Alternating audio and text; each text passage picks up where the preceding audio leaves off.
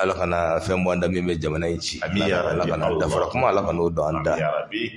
jamana sigi ka hakilina de fɔ fasoko la ani an ka yeta ye min ye an ka fɔta ye min ye ala k'a kɛ ani sababa bɛɛ n'o tɔgɔ bisima dana an bɛna baro kɛ fɛn min kan o de ye lakanabaliya ye n'an bɛ an ka baro an b'a daminɛ n'o ye kutuba bɛ daminɛ n'o ye juma o juma ani waati bɛɛ la n'an y'an da don lakanabaliya la an bɛna se fɛn min ye assise de la refondation min ye a kan ka daminɛ sini ayiwa i bɛna hakilina don kan ni aw ye min faamuya o la ani n'o bɔra i yɛrɛ ka yeta ye min ye transition kɔnɔna na ayiwa i bɛna hakilina fɔ ka sɔrɔ ka se ayiwa an y'a ye k'a fɔ wele bilala Umaru Mariko n'ale ye président Sadi ye ani Bokari Kamara ni ale yɛrɛ ye journaliste ye radio Kayira la ka taa bila Buba Fane la ni ale yɛrɛ an bɛ se k'a fɔ vidéo man don a bɛ fɛnkɛw fana kɛ donc i bɛna hakilina di o fɛnkɛw fana na ala ka jɛ inchallah o kɔni an bɛ taa ni lakanabaliya min na a ɲɔgɔn ɲɛlen don kosɛbɛ an ka centre yan fan na yɛrɛ kɛrɛnkɛrɛnnen na gɛlɛya kɛra k'i fo k'i barika da ne tile fɛ min na n'an ye lakanabaliya ta k'a jateminɛ a kɛra région 3 4 de la kosɛbɛ gɛlɛya kɛra a kɔnɔna na donc n'i ye jateminɛ kɛ Gao Tombouctou région de Bandiagara ani région de Sékou gɛlɛya kɛra ni yɔrɔw de la kosɛbɛ an b'a daminɛ ni semaine kɔnɔna na Tombouctou n'o ye an b'a fɔ fɔlɔ min tun bɛ Banbanci la o ka ɲɛma 6 o wulila sɔgɔma ka taa donc k'a sɔrɔ o y'o kantigɛ ka taa ni u ka mobiliw ye ni semaine kɔnɔ o kɛra Gao mara la o ye déclaration kɛ ka communiqué kɛ k'a fɔ fo k'a tigi ɲini ka tigi ɲangi Tombouctou mara la mardi don gɛlɛya kɛra le 7 denmisɛnnin cinin 2 o ma kɔrɔ kosɛbɛ nka donc o ye o maa 2 mugu cira o la o faga maa fɔlɔ in ka taa donc n'an b'a fɔ quartier min ma n'an b'a fɔ ko Abaraju ni coiffeur don a tuba bɛ fɔ Andan Gambi a n'a ka parantikɛ in ka donc o y'o o faga a kɛra mankanba ye ka mugu ci o la mercredi don Tombouctou bɛɛ farala ɲɔgɔn kan ni ji bɔ la Andan nin ye san 26 ye a kodɔnlen don Gao ka taa donc a fa tɔgɔ ye Gobi Mayiga ye ale yɛrɛ ye Mayiga de ye bɛɛ b'a dɔn ka taa donc kunkolo kuwafɛla don a ko ka di maaw ye kosɛbɛ a n'a ka parantikɛ ka taa donc n'an b'a fɔ a ma ko Buri Boubacar Mayiga donc o 2 de fagala ka taa donc a gɛlɛla kosɛbɛ maa dɔw de bɔra mobili kɔnɔ kati a fɔ min ma ko pick-up numéro t'a la ka mugu ci u la donc a kɛra mankanba ye kunu ni waati in na kunu sɔrɔ Gao Tombouctoukaw bɔra ka bɔ ka mankan ci yɔrɔ bɛɛ ko fo ka lakana ko in ka donc gouvernement ka bɔ ka fɛn dɔ f'u ye parce que o tɛ se ka jɛn n'a ye ka taa Tombouctou ni t'a siɲɛ fɔlɔ ye maaw bɛ fati kosɛbɛ et puis fo dugu kɔnɔna yɛrɛ fo dugu kɔnɔ ko des attaques ciblées o bɛ fɛ ka maa min fɛ o b'a fɛ a mɔgɔ t'a dɔn fagali bɛ kɛla mun kama donc o gɛlɛya kɛra Tombouctou mara la Sékou mara la san'an ka se Sékou mara la an ka donc jeudi don an y'a jateminɛ car dɔ tun bɔra Dɔgɔfili k'a bɛ na Bamako fan fɛ ka taa pont min bɛ yen ka taa donc o ka pont entre Dɔgɔfili ani Jabali fan fɛ ka taa donc mugu cira o la mais ala nana k'a kɛ ka taa donc mɔgɔ damani banana a ko la jateminɛ kɛra k'a fɔ donsow de farala an ka donc maaw kan pour ka se ka maaw latila le 5/12 mois aussi nka terroriste ye maa 4 faga Dɔgɔfili nka donc n'an b'a fɔ o ma ka taa donc Dɔgɔfili ba an ye jateminɛ kɛ k'a fɔ mɔgɔw bɛ foro la ka taa donc u ka malo k'a la o taara maa 4 ka mugu ci o la k'o fa kunu surɔ ka taa Dɔgɔfili ni semaine in kɔnɔna na hectare min jɛnna ka taa donc a bɛ ka hectare 20 bɔ kunu surɔ ka taa donc 10 de jɛnna an y'o jateminɛ 30 hectares a min jɛnna a bɛ 30 hectares bɔ donc maintenant kunu surɔ ka taa 10 de tun jɛnna fo 12 ɲɔgɔn jateminɛ kɛra k'a fɔ Bandiagara région na ni tile dama na gɛlɛya caman tun bɛ yen k'a daminɛ premièrement maaw bɔra tile 2 in na dimanche tɛmɛnen le 5 maaw bɛ taa sugu la Sonko fan fɛ donc musow denmisɛnninw muso kɔnɔmaw ka donc denmisɛnnin kalo 3 donc olu de donna o y'o to mobili kɔnɔ terroriste ye ala minɛ ka donc ka mugu ci o la maa min ko k'a bɛ bɔ ka mobili datugu ka tasuma bila a mobili la maaw tiɲɛna ka ban pewu hali tɛ se ka maaw muso kɔnɔmaw tun b'a la musow tun b'a la denmisɛnnin ka donc kalo 3 b'a la o bɛ si min na donc o n'o baw bɛɛ kɛ o tun tɛ fɛn wɛrɛ ɲini na ka ninnu tun bɛ bɔ la ka t'o da hirimɛ de ɲini sugu la ka donc sugu min ka donc n'o bɛ taa feerew kɛ parce que tɔgɔ la ka donc ka taa feerew kɛ ka taa k'o ka da hirimɛ sɔrɔ o kɔnɔna na mobili min n'an b'a fɔ a ma ko forêt camion ninnu de dilanlen don k'a kɛ karisiya ye o donna o de kɔnɔ o taatɔ la donc o ye ala minɛ ka taa nin ko la ka taa donc a kɛra mankan a kɛra ka taa donc ni tɔɔrɔ kosɛbɛ mankan nana ka bɔ a la yɔrɔ bɛɛ jateminɛ kɛra k'a fɔ o hakilinaw kɔnɔna na o sudon kɛlen ka ban Banyagarakaw wulila donc a bɛ fɔ min ma ko ka grève bolo da ka services datugu k'a fɔ olu ka donc o tɛ baarakɛyɔrɔ si les santé tɛ désobéissance a b'a fɔ min ma donc o kɛra kunun gouvernement ye maa 3 ministre 3 le ministre chargé non le ministre Imam ani Wage ani le ministre Sadio olu taara kɛnɛ kan ka ni jamanadenw taara ka sigi ka kuma hakilina min dira an ka donc jamanadenw ko Banyagarakaw ko olu o ye hakili fɛn caman fɔra a kɔnɔna na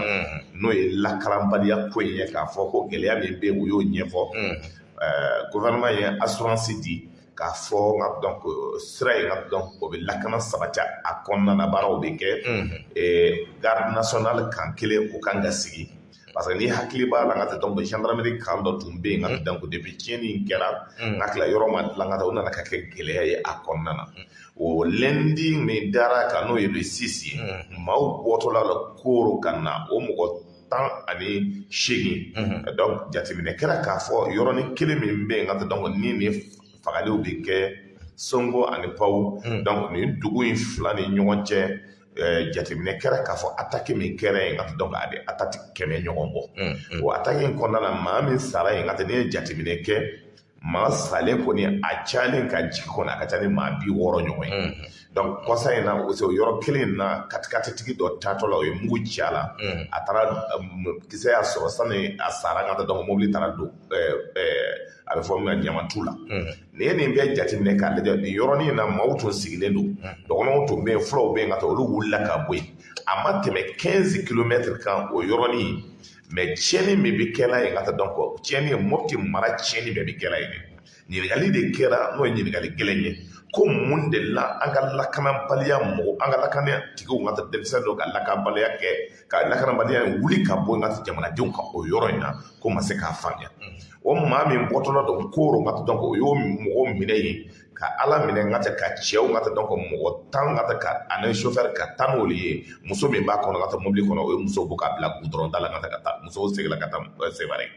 jateminɛ kɛra k'a fɔ Bakasi mara la car 3 tun minɛlen don maaw tun ka ca ni maa 100 ye nin semaine in kɔnɔna na donc ala subhanahu wa taala ye hakilina ɲuman d'u ma o ye cɛw bila ka taa donc ka bɔ ka donc mara la min tun b'o bolo ka taa parce que o taara n'o ye ka taa ka ca ni maa 100 ni kɔ ye ka taa o tun b'o bolo car 3 kɔnɔna na yalasago fan fɛn ka donc maa 3 tun minɛna olu yɛrɛ ka taa donc o y'o bila donc tile 2 in na donc min bɛ kɛla insécurité ko la n'an bɛ se k'a fɔ donc nin kɔnɔna na convoi min ka taa samedi don Tɔnbukutu n'o ye Fama ka convoi ye olu yɛrɛ attaqué entre Gossi et Gourma Rousse bilan mɔgɔ 6 olu banana a ko la an bɛ se ka min fɔ ka barakada kɛ Eliko ye parce que Eliko nalen nin ka taa mɔgɔw sera ka kisi Gossi ni ka donc Arauru ni ɲɔgɔn cɛ sinon ka taa donc a siban tun bɛ caya kosɛbɛ parce que o tun bɛ faali yɛrɛ de nɔfɛ ka taa parce que armée ka convoi attaqué mais Eliko ye o kun bɔ o ye wuyuyu kɛ ka taa o ye kungo minɛ o taara n'o ye donc n'i ye jateminɛ kɛ min bɛ kow gɛlɛya ni attaque ninnu bɛ kɛ ka taa o bɛna moto dilan maa 5 maa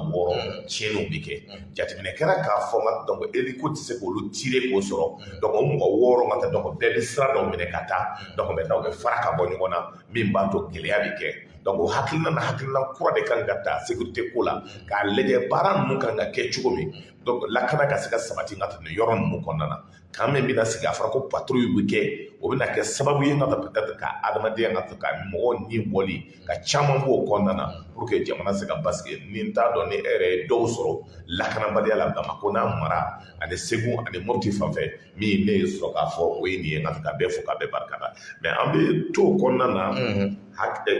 sɔn min m'an bolo ka taa donc an bɛ se k'olu maaw ka se k'o hakilina dɔɔni sɔrɔ k'a fɔ a kɔnɔna na jateminɛ kɛra k'a fɔ aussi o talen Bandiagara min sɔrɔla k'a fɔ cidenw ye olu sera ka min fɔ ka taa donc an bɛ se k'o lamɛn o k'o hakilina ta di o kɔnɔna na pour que jamanadenw ka se ka o ta sɔrɔ a kɔnɔna na o taara min ɲɛfɔ Bandiagara pour que Bandiagara ka denw ka se ka sɔn o hakilinaw ta ka donc pour que ka sɔn o bolo ka donc an b'o lamɛn maa fɔlɔ min n'an bɛna lamɛn an b'a lamɛn an ka Sadio lamɛn Sadio ye min fɔ pour que an k'a lajɛ. K'an bisimila yan nɔ an wulila ka se an bi ka na sanga fo maliyɛn bɛɛ lajɛlen kɛrɛnkɛrɛnnenya la ka sanga fo Bandiagara ye ka sanga fo Sonko ye maire kumana dugutigi kumana jeunes kumana kuma ninnu an y'a mɛn wa an y'a faamuya o de kama jamana ɲɛmɔgɔ ye a ka danaya da anw kan k'an ka na foli bila Bandiagara la an ka na foli bila Sonko la minnu tanyara ka dugawu don k'olu ye Ala ka hinɛ u la u dayɔrɔ suma ka silamɛ su kan tiɲɛ don gɛlɛya bɛ ka kan tuma dɔw la ɲininkali ka kɛ sɛmɛtiya Bandiagarakaw ye ni sɛmɛtiya Sonkokaw ye Mali gouvernement tɛ maliyɛn si to kɔfɛ Bandiagara gɛlɛya bɛ yan gɛlɛya bɛ Mali yɛrɛ kan an bɛ don min na komi bi an bɛ labɛnw na sisan teliyala b'a fɔ Bandiagarakaw ye b'a fɔ Sonkokaw ye ni ye Ala ta ye an bɛ labɛnw sabati walasa min kɛra a k'an kisi a ɲɔgɔnna wɛrɛ ma o de kama don nataw la n bɛna gardikan kura dayɛlɛ Bandiagara yan Ala ka jɛ o bɛna fara tigi minnu bɛ yan kɔrɔlen olu kan walasa Bandiagara ni Sonko cɛ ni muso denmisɛnnin mɔgɔkɔrɔbaw bɛ se ka lakana cogoya min na teliyala an bɛna baaraw daminɛ walasa sira ninnu bɛ se ka lakana cogoya min na maire y'a fɔ cogoya min na jeunesse y'a fɔ cogoya min na walasa dugudenw bɛ se ka u dahirimɛ ɲini hakilisigi kɔnɔna la basigi kɔnɔna la nka nin baara ninnu bɛɛ lajɛlen se ka ɲa cogoya si la ni maliyɛn bɛɛ lajɛlen ma fara ɲɔgɔn kan an k'an bolo di ɲɔgɔn ma walasa an ka laɲiniw bɛ se ka sabati an bɛ don min na komi bi armée maliyɛn bɛ ka fanga sɔrɔ dɔɔni an bɛ se ka fɔ o de kama bingalikɛla ninnu dɛsɛra tɔ ye fɛn kelen min ye sisan o ye ka se musow ani denmisɛnninw ma an ka faamuyali la a kun tɛ dɔwɛrɛ ye ɲɛ b'a la don nataw la ni Ala sɔnna wagati jan tɛ lafiya bɛ nalen jamana in kɔnɔ kɛwale jugu in kun tɛ dɔwɛrɛ ye ka fara manadenw ni ɲɔgɔn cɛ walasa an ka laɲini ye min bɛ jamana ka basigi ye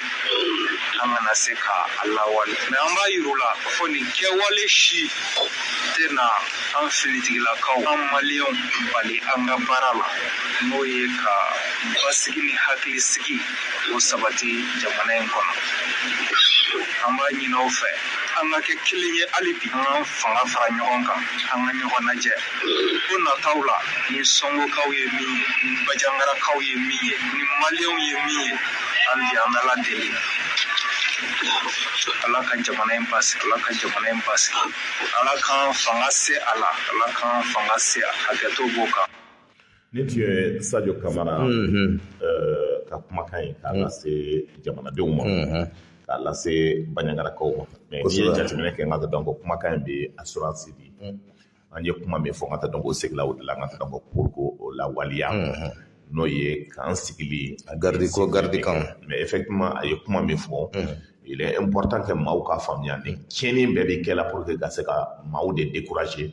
ni tiɲɛni bɛɛ de bɛ kɛ la pour que k'a dɔn ka fara dɔw ma ni ɲɔgɔn cɛ pour que jamanadenw kana se ka bɔ gɛlɛya kɔnɔna na mais ka se denw ma muso kɔnɔmaw ma ka maa fa ne t'a dɔn adamaden ni bɛ se ka juguya cogo min vraiment k'a fɔ ka taa k'i bɛ se k'o kɛ n'o tɛ donc hali ni maa min silamɛya b'a kɔn kuranna b'a kɔn parce que ni maa min ye nin kɛ i m'a kɛ ala ko kama i ma kɛ kuranna kama n'o tɛ n t'a dɔn ni kuranna dɔ bɛ e yɛrɛ bolo n'i b'a kɛ n'o kama donc il est important an k'o fɔ ka ban i m'a kɛ n'o tɛ donc fɛn wɛrɛ kama ni juguya don o ni maa min y'a kɛ i b'a sɔrɔ n'o tɛ donc ça veut dire a n'a hakili tɛ ɲɔgɔn fɛ donc il est important de condamner de façon très ferme i bɛ se ka fɛnw kɛ cɛw la m'o faamuya mais muso kɔnɔmaw na ani den fitinin ka kɛ kalo 3 o m'a min o m'a bɔ olu t'a dɔn gouvernement ye jɔn ye o t'a dɔn politique ye min ye o t'a dɔn ka donc Mali la ka taa jɔn de président ye o tɛ ka taa politique économique dɔn o tɛ politique sociale dɔn olu dan ye ka taa sugu la ka taa nafɛnw feere donc ka se ka balo ka taa dugumakolo la donc n'o ye min sɛnɛ n'o ye min sɔrɔ dɔɔni jaba ninnu ni fɛnw ka taa donc o bɛ t'o feere o b'o ka baara kɛ ka jigin ka duguma ka cɛncɛn ka bɔgɔ ta duguma k'a yɛlɛ fɔ fara sanfɛ ka sɛnɛ kɛ n'o ye ka taa donc n'o ye min sɔrɔ k'o balo kɔnɔna na ni maaw ko ka taa o kɛtɔlaw bɛ se ka taa donc o ye baara ye ka fanga donc ka tila ka to olu fa pour bien donc min don nous condamnons avec fermeté et c'est l'âge min bɛ kɛ la ka taa donc que personne ni maliyɛn den min bɛ Bamako yan ka taa ko e bɛ ninnu supporter nin kɛcogo la i ka halalaya ka taa ani ka danbe ka taa donc i bɛ ɲininka donc min don ka taa parce que danbetigiw tɛ sɔn ka muso faga hɔrɔnw tɛ sɔn ka muso faga muso ka fagali ka taa donc fo ka mobili datugu da la ka tasuma kɛra c'est quelque chose à condamner de façon très ferme parce que ala yɛrɛ ma sɔn donc n'an bɔra o kɔnɔna na n'an ye Sadio lamɛn ka tɛmɛ insécurité la an k'a lamɛn aussi ka taa parce que gɛlɛya min bɛ yen nɔ donc aujourd'hui an bɛ hakilina dɔw di. o don u nana Bagasi marabolo kɔnɔna na lundi don u kun nana ko dugumɔgɔw ka mɔgɔw ka kurusiw tigɛ musow ka hijabuw don muso minnu ma hijabuw don u y'u sɛbɛkɔrɔ bugɔ cɛ minnu ma kurusiw tigɛ u nana cɛ dɔw ka kurusiw tigɛ ko an filɛ ka taa n'an nana sen wɛrɛ ni mɔgɔ min b'a ka kurusiw tigɛ an bɛ baro mun da aw kan an n'a ye mɛ o kɛlen dugumɔgɔw kɔni ye kamanagan jɔrɔlen don bɛɛ siranna parce que accords kɛra a ka kɛ ni san kelen u tɛ ka se an ma an fana tɛ ka se u ma mɛ n'accords kɛra donsow kɔni ye marifa bila donsow dɔw taara tugan na dɔw yɔrɔ ninnu bila a sababuya kɛra accords ye faamaw fana tɛ ka se an ka yɔrɔ ninnu na mɔgɔw n'u bɛ na u b'u sago kɛ an na k'aw ka sariyaw bɛɛ sigi an kan an kɔni sɔnna sariya ninnu ma mɛ bi tile filanin na u nana u bɛ ka fɛn minnu kɛ a ma kɛ an ka ji min sira la parce que u bɛ ka diyagoya u bɛ ka sariya impliquer an kan diyagoya an ka kurusiw tigɛ an ka bɔngɔsiw bila an kɔni bɛ miiri da min kɛ Mali faamaw ye u ka wuli k'u jɔ n'o tɛ an ta nin kɛra jɔnmaya ye k'a fɔ an bɛ jɔnya la dɛ accords kɔni diyagoya don an bɛ accords kɛ ni jadisiw ye parce que n'an ma accords kɛ u bɛna an balimaw an musow an denw u bɛna an bɛɛ lahiya parce que an kun ye bɛnkanw kɛ pour que an ka se ka sɛnɛw kɛ parce que an ka donso ninnu u y'u jija dɛ u y'u jija nin ye san 4 u n'olu bɛ kɛlɛ la maintenant accords kɛla olu y'a ye olu yɛrɛ y'a ye ni accord ma kɛ an ka zones tɛ sɔrɔ parce que u nana u ye accords kɛ maintenant u ye zones sɔrɔ u nana u ka sariya impliquer an kan parce que donsow fana u bɛ dɛsɛ mɔgɔ t'u financer donsow yɛrɛ de b'u financer dugumɔgɔw de b'u financer dugumɔgɔw fana dɛsɛra accord in kɔni a kɛra kɔlɔlɔ an bolo parce que accord in fana diyagoya de an b'a kɛ n'an m'a kɛ bɔnɛ de bɛ an kan pour cela accord in kɛra o de kɛra accord in kun ye accord in kɔni a kɛra kɔlɔlɔ an bolo mais diyagoya don an bɛ accord signé parce que Mali autorité sigilen don autorité si o tɛ ka kuma an kɔni bɛ fɛ an bɛ welewelekan min ci autorité mɔgɔw ye surtout Hasimi Goita Sadji Camara ninnu o kana ɲinɛ an kɔ an kɔni bɛ an bɛ kun kɔnɔ yan dumuni ɲuman tɛ ji ɲuman tɛ an kɔni bɛ yen u k'u hakili to an fana na an kɔni mago b'u ka dɛmɛ la. Ne bɛ Moribo Kimiri wɛrɛ la a bɛ Sabali mara de fɛ mais dɔgɔtɔrɔw de sigi bɛ Kimiri wɛrɛ la. An balimakɛ an ye kunnafoni sɔrɔ alamisa don ko wulikajɔ kɛbaaw y'u kunda Moribo Kimiri wɛrɛ kan ka taa sɔrɔ foro kɔnɔ na ka sumaw jeni ka tila ka masiw caman jeni ka taa a ko kɛra cogo di. Alamisa don 8 heures wagati mɔgɔw y'u labɛn u taara forow la mɔgɔw bɛ baara la wagati min na jariwale tigilamɔgɔw nana don foro kɔnɔnaw na ka dɔw ni dugu yɛrɛ cɛ ka mugu ci daminɛ ka tasuma bila dɔgɔ dɔw la ka tasuma bila mansinw na tari min yɛrɛ jenna yɛrɛ tari 107 ani 2 o tari 107 yɛrɛ la mɔgɔ caman bɛ yen nɔ olu kuma hali malo 10 000 gosi ka don u ka so mugu daminɛna yɔrɔ min na u ye wele bila faamaw ma faamaw kɔni ma se ka na o kɔnɔna na kau sibuk ini yang lu wina ka korokondau masnya jadi waktu ke semua koni kondo korona kata bahwa air itu kira niat air jika saya yoro fara oke ambe mugu la wakati ni remu kona na sama do kena anak mau joere so apro jadi awalnya kira mau nunggu na tu kona do ni aku tek waktu saya noi madui bangun na kana anda halala bukan na kana yoro lagi kata ini kata yoro do lagi ala aku tek awon ya yirula opana onde majida de wa awni ala sama ke tilus la de ba awni ala sama de ni bekira fa mo matia na surla nyolanke mali berdi ami to gode to fa ko ni nyolanke mali be ko fa na bi to ro na bi te na ma dula kala to na la dula kala wala kala to wala to di ko ni drama nyolan tere di kamara gwani to yure da kuna si jadi so ko ti am tere di kamara gwani to fa kamara gwani na for awni fa ke tilus on double yake double ni kampere ano te kilo kali ni beste sama masia ondo tajede sama na haru do ko no pa kera tubudi abi ma kama na gwada ablai ko ka boro proshu ya ne wana di awa do la fa do mo to ni unda proshu ka kata fa proshu ne na ayo alwuli ka do ko turu le ko na bi a shofelingo ayo ko da mo kana proshu ko ni labla ko kana tu fana na atara fara mo ka ko ko na yana an digo ni anyo ke awani mali famo anda ko lame mo baraka to mo baraka ni ko mara era ke ko to ya gira na mi ake to na ko brawo se ne kana ri a da iri men ni ri ande mo ti de ama du ni ban kana ni famo bon ke se famo bon kana na yan ke ni ga buya ambi fara ke to mara ndi ambi fara fara ni ya do do ki de foro aya ka mo se ka ti da ko aya ka ba ngure na fara ko pele gire de mi na ko ko na ko ka ngure apa na ka de ko wi fu do ko wi ma ji mo ni mo to ki seri ke ani tafsiri sababu kwenye kasema dulo rutile ke kafo yitri nga du kono koni ani no ngwi ka gelo nga seka du kono kono kono na runga tete sama du kono du kono aga laba koni mi ni ru wele da manya bele gili aga je ka bara ngeni nyoy mani famo uno wo farawa na fara ko ke di wele kile mo du na me kana bele gile bo kamara mani famo gili wati na ne du ofri kominda abla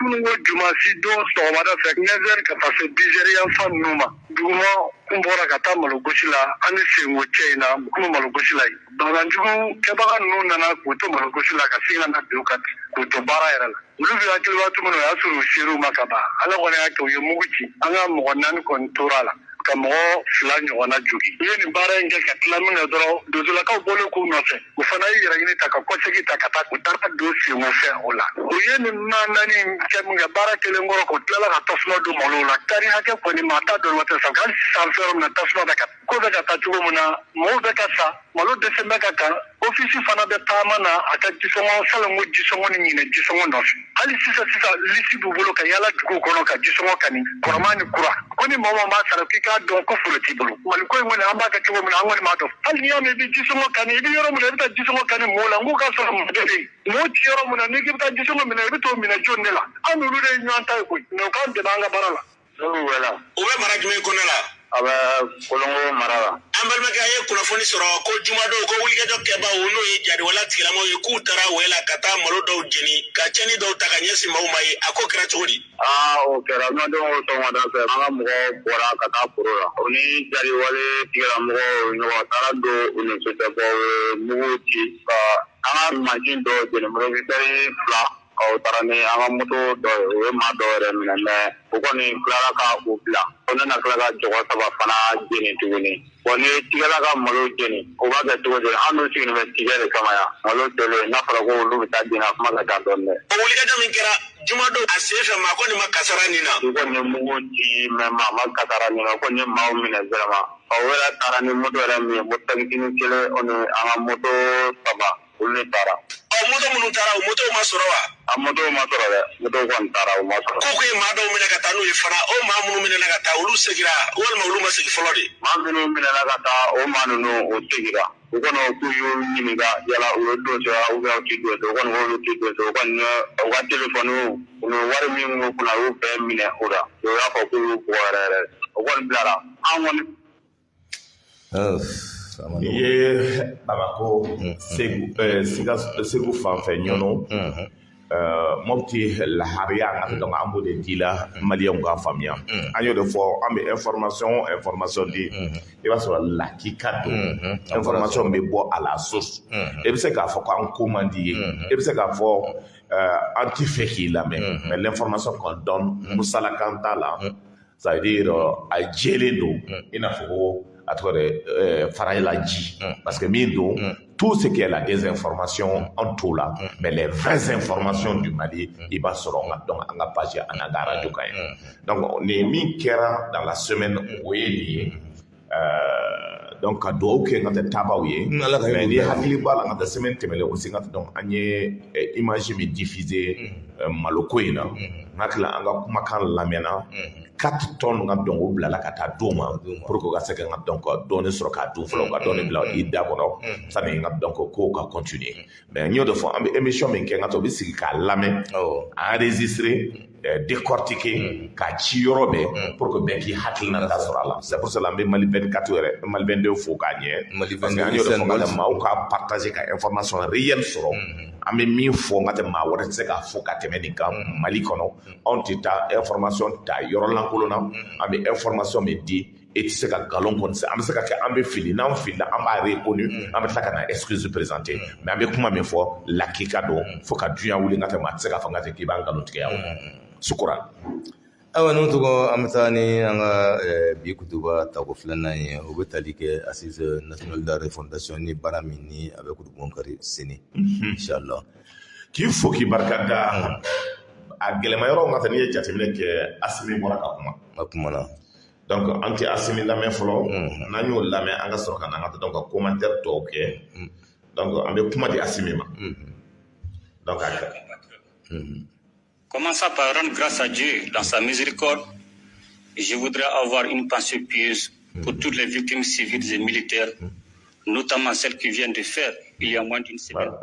des faits d'une barbarie énorme à Songo, dans la région de Bajangara. Une fois de plus, les épreuves du moment s'accentuent tout en resserrant l'étau de l'insécurité autour de nos paisibles populations. Cependant, à y voir de plus près, ces actes criminels contraires à toute logique de respect des droits humains, ne sont en réalité que des signes de désespoir et de décadence des forces du mal face à la volonté affirmée des Maliens et de leurs autorités pour jeter les bases d'une nation équitable, soucieuse du respect de la place qui revient à tous et à chacun. En plus de la compassion du gouvernement adressée aux populations éplorées de Songo, de fortes pressions restent maintenues sur les groupes criminels dont la cruauté et fonction des restrictions du mouvement que leur imposent les différentes opérations de sécurisation des populations et de leurs biens, engagées par les forces de défense et de sécurité sur le terrain. Cet engagement, nous le devons au peuple malien, sans la mobilisation et les contributions duquel le rééquipement et la montée en puissance de l'armée seraient illusoires. Chers compatriotes, il y a de cela quelques mois, le Conseil national de transition validait le programme d'action gouvernementale dans lesquels est consignée la tenue des assises nationales de la refondation. L'heure est enfin arrivée d'y faire face avec détermination et sur fond d'amour ardent de la patrie. À cet égard, les assises nationales de la refondation de l'État du Mali constitueront un moment privilégié d'examen collectif de conscience et de prospective, un événement précurseur du processus de renaissance de notre pays. C'est l'occasion rêvée de suspendre les clivages politiques, sociaux et idéologiques pour créer une dynamique novatrice de mobilisation sociale autour des idéaux historiques de la nation malienne. C'est également l'opportunité de focaliser toutes nos énergies et nos intelligences sur le devenir de notre chère patrie qui en a vraiment besoin. Les assises nationales de la refondation qui s'engagent ce samedi 11 décembre et se terminent le jeudi 30 décembre 2021 sont une aubaine pour instaurer en toutes les filles et tous les fils de ce pays un dialogue franc, direct et fécond, afin d'atténuer les querelles infécondes qui tendent à miner le processus de transition en cours et nuire à l'espoir de renaissance du peuple malien, pourtant épris de paix et de justice, mais particulièrement attaché à ses valeurs. C'est dans cette logique que les autorités de la transition ont initié en prélude aux assises nationales de la refondation des consultations avec les acteurs sociaux et politiques en mesure de décrisper le climat socio-politique. La même dynamique a été fort heureusement soutenue par le panel des hautes personnalités en charge de l'organisation des assises nationales de la refondation. Cette démarche inclusive aura indiscutablement eu le mérite de fédérer plus d'énergie positive autour du processus historique qui constitue ces assises, porteuses du flambeau d'un lendemain meilleur pour notre pays. Les assises nationales de la refondation de l'État sont, par vocation, ouvertes au peuple malien, donc au Mali profond, le Mali des paysans, des bergers, des artisans, des ouvriers, des ménagères, des personnes âgées dépositaires de notre sagesse, des communautés traditionnelles, gardiens de notre patrimoine culturel, des personnes déplacées ou réfugiées, bref, un Mali de ceux qui souffrent le martyre en silence, le Mali des sans-voix. Il s'agira pour le peuple de s'exprimer en toute liberté, sans tabou et sans exclusive, suivant les règles sacro-saintes du dialogue et qui sous-tendent l'écoute mutuelle. Il y va de la légitimité des recommandations qui sortiront de ce débat national, mais aussi de la nécessité d'adhésion du peuple tout entier pour assurer, accompagner et suivre la mise en œuvre des réformes audacieuses à entreprendre par la suite pour l'avènement du nouveau visage de l'État malien. La réussite de cet événement hautement important pour le devenir du Mali se mesurera à l'aune des propositions fortes et pertinentes qui en sortiront et aideront à la conduite stratégique de la gouvernance globale de notre pays, en harmonie avec le voisinage immédiat et l'environnement international. Chers compatriotes, le concept de Mali Koura a été adopté par l'ensemble du peuple malien, tant à l'intérieur qu'à l'extérieur du pays. Toutefois, le dit concept a ses exigences. Ainsi, vouloir changer le Mali, c'est changer de prime abord le Malien lui-même, d'où la nécessité d'une transformation fondamentale des mentalités et des comportements. Toute chose qui passe obligatoirement par le renforcement de l'éducation familiale, formelle et non formelle, ainsi que par l'instruction civique. Ce faisant, nous ne devons nullement oublier que le Mali, en dépit des épreuves du moment, demeure une grande nation qui a été admirée à travers le monde et qui a inspiré une grande partie de l'Afrique, voire de l'humanité. Il est donc un devoir pour nous tous d'assumer ce bel héritage légué par nos ancêtres. Les assises nationales de la refondation nous offrent une occasion exceptionnelle pour nous interroger sur le type de citoyens que nous voulons être, les valeurs sociétales endogènes que nous voulons accroître et promouvoir, le type de Mali Koura que nous voulons bâtir, le type de leader dont nous avons besoin pour construire et conduire le Mali nouveau. Pour ce faire, il faut convoquer notre histoire, nos valeurs, afin de dessiner les contours d'une nouvelle gouvernance, une gouvernance empreinte de vertu sous l'impulsion d'une nouvelle classe dirigeante, responsable et crédible, avec de nouvelles institutions réduites mais efficaces, inspirées de notre histoire et adaptées à nos réalités sociales, comprises et portées par nos populations. Chers membres du panel des hautes personnalités et de la Commission nationale d'organisation des assises, il importe que les Maliens se retrouvent dans la vérité et dans la sincérité autour des problèmes cruciaux qui conditionnent la survie de la nation. Cet exercice exaltant et laborieux de facilitation et de conduite des assises nationales de la refondation de l'État, pour lesquelles je vous ai nommé, vous engage au respect de la dignité humaine et à la convivialité, gage d'une réconciliation nationale et résolument tournée vers l'avenir. Merci beaucoup. Donc, ni ye jateminɛ kɛ donc nin ye Asimi ka kuma laban yɔrɔ ye pour que bɛɛ ka se ka hakilinata sɔrɔ a kɔnɔna na n b'a to a ka laban pour que bɛɛ ka a ka ye ten an ka taa assise la an bɛ taa commentaire in kɛ directement pour k'a dɔn k'a fɔ a ye hakilina min fɔ hakilina in fɔra n ka taa ka hakilina wɛrɛ tɛ pour que jamanadenw k'a faamuya k'a fɔ a ye bɛɛ wele k'a fɔ ko assise in ka dɔn k'a dabɔra min kama yɛlɛma kura min kan ka don jamana taabolo la i n'a fɔ Mali kura in ye Mali kura min ka dɔn ko n'an bɛ sogola ko la a ko Mali kura tɛ kɛ na anw yɛrɛ anw ka Maliw ni Maliyɛnw ma yɛlɛma anw yɛrɛ ka hakilinaw kɔnɔ an ka kabilaw kɔnɔ an ka lamɔcogow kɔnɔ kare kɔnɔ baaraw bɛ kɛ la an ka adamadenya kura ta cogo la maa kura ka sɔrɔ min bɛ aussi gouvernement kɔnɔ administration kɔnɔ mɔgɔw ka hakilina kuraw ta ka bɔ kɔrɔlenw kɛcogo la politique mɔgɔw ka yɛlɛma ka dɔn ka bɔ i yɛrɛ ko la ka tila ka na jamana ko la pour que maa kuraw ka sɔrɔ min bɛ se ka Mali kura ko kuma fɔ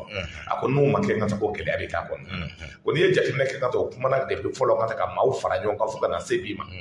d'abord na CNT la o ye hakilinaw ta gouvernement ye ka taa donc plan d'action min ka taa donc valider o kɔnɔna na k'a fɔ ko bɛɛ ka fara ɲɔgɔn kan ale ye ka taa kumaw kɛ ka taa ka kuma maaw fɛ politique mɔgɔw fɛ bɛɛ ka ɲɔgɔn sɔrɔ an ka kuma nin kɔnɔna na pour que jamana ka se ka bɔ gɛlɛya min kɔnɔ ka taa ko b'o baara dilan ko maintenant wele bilalen don jamanadenw bɛɛ lajɛlen ma jamanaden min b'i yɛrɛ dɔn jamanadenya la k'a fɔ ka taa donc ka ɲɔgɔn sɔrɔ ka taa Mali yɔrɔ bɛɛ o jamanadenw ye jɔnw ye sɛnɛkɛlaw bagangɛnnaw ekɔlidenw a tɔgɔ dɛ maa o maa ka taa donc n'a bɛ baara kɛ Mali kɔnɔna na i bɛɛ de welelen don aw journalistes a tɔgɔ fɔ cogo jumɛn vidéomaniw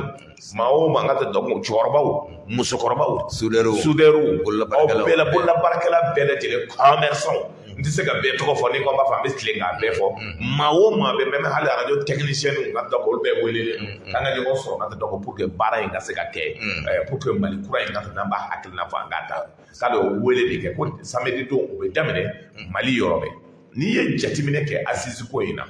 depuis kunun sini presque maa o maa n'o ye nɔrɔ ya Gawo ko Tɔnbukutu ani Ansongo ninnu ni fɛn ninnu avion taara ni minɛnw bɛɛ ye donc baaraw daminɛ na ka taa donc ye aujourd'hui an bɛ yɔrɔ min Mali yɔrɔ bɛɛ maa min kan ka organisation kɛ olu selen don kɛnɛ kan yɔrɔ bɛɛ ni juma dɔ ye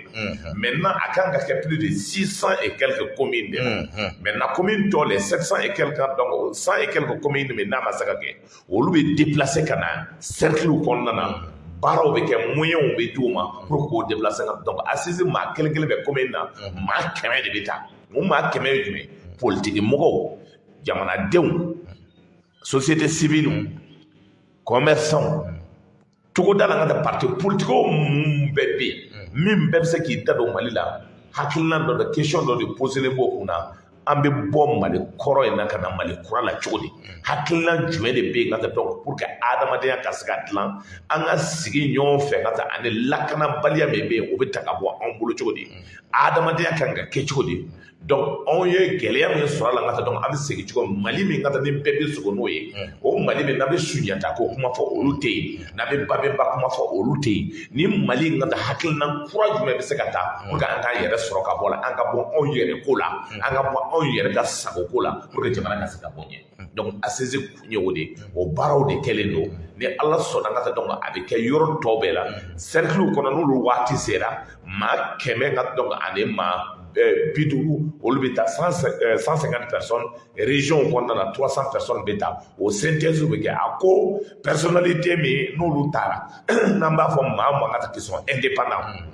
les 100 personnalités olu de bɛ assise organiser gouvernement da bɛ bɔ a ko la gouvernement da ye a bɛ wari de di ninnu 100 personnalités ko bɛɛ b'olu de bolo a ko k'a b'a ɲini u fɛ u ka kalan sababuya la u ka kodɔn sababuya la u ka adamadenya kɛcogo la u ka ko kɛ nka ta u kana foyi bɔ a kɔnɔ jamanadenw ye min fɔ u ka na n'o ye nka ta donc an k'o lamɛn n'an y'o lamɛn baara bɛ se ka kɔnɔ o kana nka ta foyi yɛlɛma a kɔnɔ ka o kana foyi nka ta fara a kan maaw bɛnna min ma ka kuma min fɔ o kuma kana kɛ sɛbɛnfura ye min b'a to jamana ka an ka gɛlɛya min bɛ yen o ka ta ka bɔ yen parce que ɲɛ ŋɔɲɛ n'aw sigila kan baaraw bɛ nɔgɔya n'i ye jateminɛ kɛ o bɛɛ kɔnɔna na a ko kuma o kuma kɛra ka tɛmɛ o kuma ninnu bɛɛ de bɛ fara ɲɔgɔn kan depuis Modibo ka waati ka na Musa Tarawele ka waati assise min kɛra forum ba min kɛra réunion ba min bɛɛ kɛra o sɛbɛnfura ba min bɛɛ bɛ tiroir kɔnɔ ni maa ma se ka maga o kan o bɛɛ de bɛ fara ɲɔgɔn kan an bɛ se ka hakilina kura ta k'a fɔ nin ko in bɛɛ kɛra dɔw ko n ka taa ko c'est pas la peine k'an ka assise wɛrɛ kɛ dɔw ko n ka taa ko sɛbɛnfura min bɛ k'i k'a ta i kelen bɛ se ka taa sigi bureau la cogo min ka sɛbɛnfura kɔrɔlenw ta k'a fɔ n ka taa i kelen bɛ hakilina ta jamana bɛɛ hakilina na k'i b'o kɛ n ka taa fɛn a bɛ ɲɛ wa donc n'a fɔra ko bi ko ka kɛ maa dɔw ko t'o yɛrɛ sɔrɔ o la surtout fanga binna maa min bolo olu ko t'o yɛrɛ sɔrɔ n ko ça aussi c'est normal mais mɔgɔ kana kɛ i n'a fɔ ko maliyɛn ba de b'a la k'a fɔ k'a tɛ taa maliyɛn ba tɛ politique mɔgɔ maa damadɔw de bɛ yen fanga binna maa min bolo olu de tun tɛ fɛ ka taa kɔnɔ n'o tɛ fɛ ka taa kɔnɔ danbe ko ni hɔrɔnya la jo b'o bolo parce que olu ka kɛ o den kɔfɛ n'o y'o den a ma se diyagoya an ka taa juru don o kan na k'o sama ka na n'a ye parce que Mali ko i faso ko i ba ka so ko i fa ka so ko o jɛnitɔ la n'a fɔra ko mɔgɔ bɛ taa e deli k'i ka ji ta ka na k'o kɔnɔna na i ka danbe i ka hɔrɔnya i b'i ɲininka k'a fɔ est ce que e ye dutigi den ye est ce que e ye du yɛrɛ den ye est ce que e ye kabilatigi den ye kuma b'o yɔrɔ de donc sisan an y'a ye k'a fɔ mɔgɔ dɔw kɔni tun ko parti dɔw tun k'u tɛ taa dɔw tilala ka segin ka na i n'a fɔ bon Adama tun ko k'u tun tɛ taa mais u tilala ka segin ka na mais parti jɔnw bɛ yen sisan minnu ko k'u tɛ taa maa min yɛrɛ bɛ yen mana fulu kɔ wa non maa min bɛ yen n'o k'o tɛ taa o ye RPM mɔgɔw n'o ka maaw ye n'o ye Amadu Goyita ninnu ye RPM n'a ka maaw Amadu terikɔrɔ ninnu terikɔrɔ fanga binna maa min bolo awɔ parena ko k'a tɛ taa parce que olu yɛrɛ tun bɛ yen fanga binna olu bolo Kodem ko tɛ taa olu yɛrɛ tun bɛ yen fanga binna olu bolo olu de ko tɛ taa Malidenw o faamuyalen don sa donc maintenant Adama k'a bɛ taa Union Soudanaise RDA n'o ye an b'a fɔ olu de ko sisan ko fɛɛrɛ b'olu kɔnɔ ko bɛ na ISRDA olu ko bɛ na donc Kodem Adama ko k'a bɛ na maintenant dɔw b'i kanto ne ma ko a ko to ko n ka taa ko parti baw ko parti ba min ka taa i bɛ se k'a jateminɛ la i bɛ fila de sɔrɔ a kɔnɔna na masara n'o ye Sadi ye Sadi yɛrɛ kati na i b'a dɔn ko Asuma yɛrɛ ko kati na donc Asuma Sadi Kodem RPM donc n'o tɛ tɔ ninnu ka donc olu ye parti fitinin ye olu nɔrɔlen b'o la il paraît aussi que idée de ko kati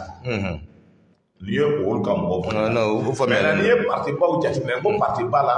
c'est que maa min bɛ se k'a fɔ ko parti ba n'a b'a la o ye parti ba 3 4 ye mais n'i ye jateminɛ kɛ aussi min k'a bɛ taa URD k'a bɛ taa Mali parti ba i bɛ se ka URD kɔni bɔ a la ayi abada Modibo Sidibe ka parti ko k'a bɛ taa FAR n'a ta kɛra cogo cogo i bɛ se k'a dɔgɔya cogo cogo i tɛ se k'a bɔ a la Mali ko la